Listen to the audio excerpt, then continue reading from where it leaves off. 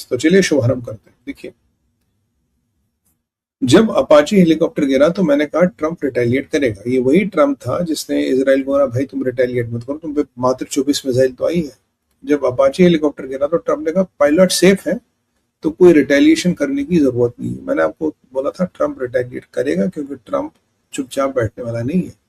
क्योंकि ट्रंप की जो रणनीति थी, जो रणनीति शुरू से थी वो था और इजराइल की कि ईरान उन पे अटैक करे।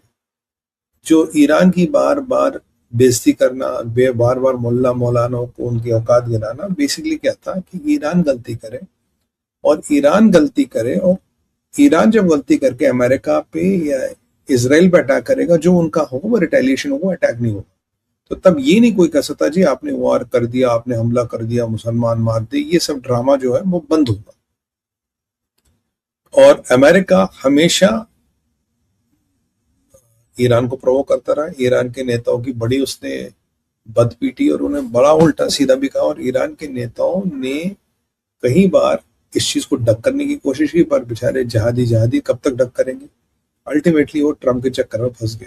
पहले उन्होंने ईरान पे हमला कर दिया, पहले उन्होंने ईरान ने इसराइल पे हमला कर दिया, और अगला भाई अमेरिका का हेलीकॉप्टर गिरा।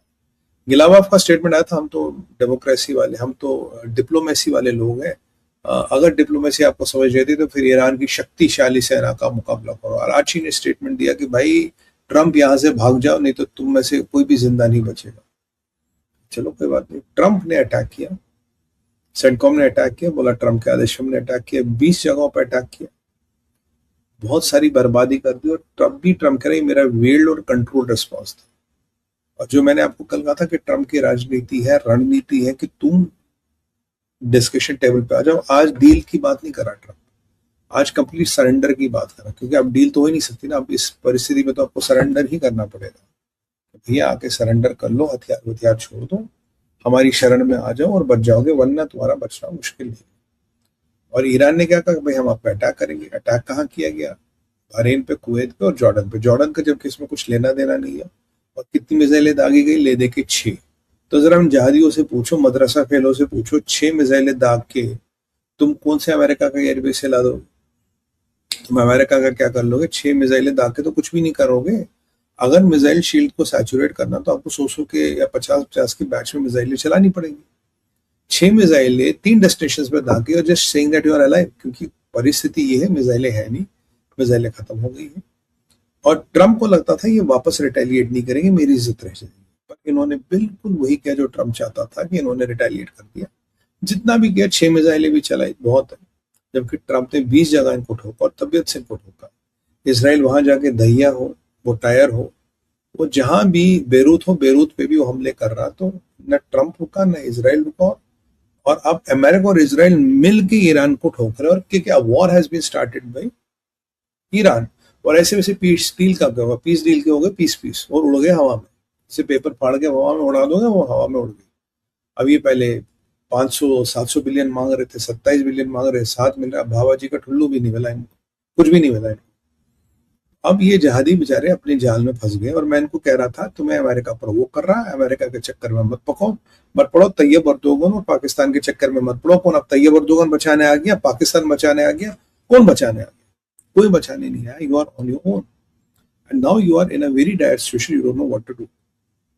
अब इन्होंने रिटेलिएशन की और ट्रंप को धमकी दे दी, भाई निकल जाओ, नहीं तो एक भी अमेरिकन यहाँ से जिंदा नहीं बचेगा, हम काफिरों को जला देंगे। ये यूजुअल ब्रेवाडो, यूजुअल वो अलतकिया, ये जो बकवास करते हैं, वही सब बकवास कर रहे थे। बट सवाल ये है, अब ट्रंप ने एक बड़ा मैसेज दिया। ट्रंप ने कहा कि भाई अब ईरान का इंफ्रा हटाना है या नहीं हटाना है, ये मैं पहले डिसाइड करूं।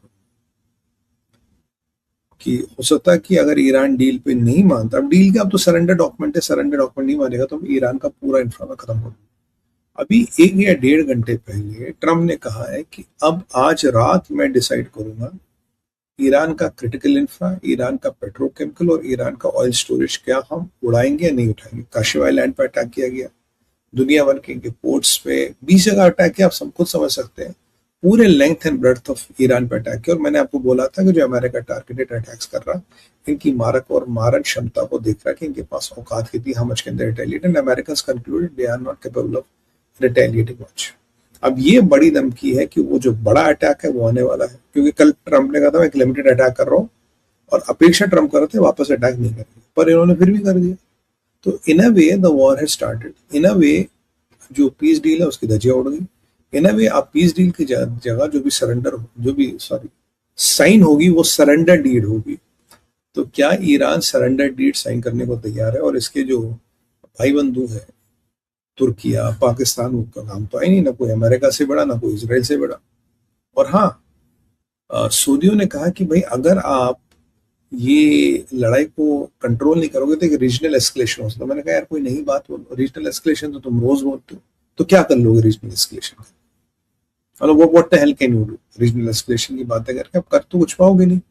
हाँ, हम चाहते हैं हिजबुल्लाह को रिड्यूस करे जाए पर रीजनल एस्केलेशन, हम चाहते हैं आईआरजीसी को खत्म करे पर रीजनल एस्केलेशन हो। बेसिकली बात वही है, कोई भी मुसलमान कंट्री ये चाहती है कि ईरान और पाकिस्तान वीक हो और खत्म ना हो।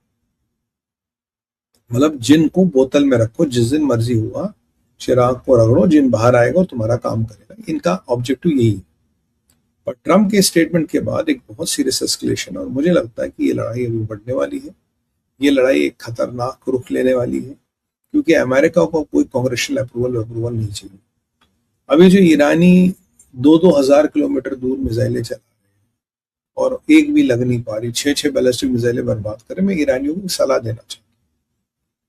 भाई अमेरिका के करीब 50 शिप आपके पोस्ट से 10-15 किलोमीटर दूर है, और आपके पास छोटी से छोटी मिसाइल और छोटा से छोटा ड्रोन उस शिप तक पहुंच सकता है। तो ये जो तुम बड़ी बड़ी बैलिस्टिक मिसाइलें इसराइल चला रहे हो, कुवैत चला रहे हो, कतर, खैर बहरीन चला रहे हो, जॉर्डन भेज रहे हो, तो इससे अच्छा जो अमेरिका का शिप तुम्हारे पास खड़ा है जिसको लेके तुमने इतनी धमकियां दी है, तो उस पर अटैक करो। उसके लिए तो छोटे से छोटा ड्रोन या छोटी मिसाइल भी काफी है, तुम्हारे ड्रोन बोट्स भी काफी है। तो अमेरिका के शिप्स पर अटैक क्यों नहीं करते? शिप तो 50 एक शिप तुम्हारे बिल्कुल दरवाजे के बाहर खड़े हैं। ये जो तुम अपने मुल्ले मौलानों को दिखा रहे, हमने बैलिस्टिक मिसाइल चलाई, ये चलाई, वो चलाई, तो पास वाले शिप्स पे अटैक करो ना।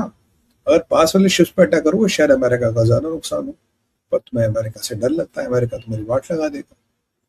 तो देखिए, ये अटैक सर्मोनियल है, ये अटैक सिर्फ दिखाने को। अगर मिलिट्री टारगेट पर अटैक करना, जो मेरे घर के बाहर मिलिट्री टारगेट खड़ा, मैं उसको छोड़ के 2000 किलोमीटर दूर हम मिसाइलें चला रहा हूँ, आसमान में वो सारी की सारी इंटरसेप्ट हो रही है और घंटा नहीं हो रहा कुछ। तो ये वाली वही बात है, हवाई फायर करने वाली बात है, ये इनकी असलियत है। अब देखिए ट्रंप का पारा कितना तेज चढ़ा है। ट्रंप क्या करता है? मुझे लगता है कि ट्रंप आज रात को खेल जाएगा। ट्रंप हो सकता है एक क्रिटिकल इंफ्रा को बर्बाद करने का आदेश भी दे दे, क्योंकि ट्रंप को कहता है अगर तुम मुझे डील नहीं दोगे तो मैं तुम्हें जीने नहीं दूंगा। ये ट्रंप की रणनीति है। बाय द वे वाहिदी का कुछ नहीं पता, by the way Mushtaba Khomeini का कुछ नहीं पता, जिंदा है नहीं है, कहाँ गया क्या गया, परिस्थिति भयंकर बनी हुई है।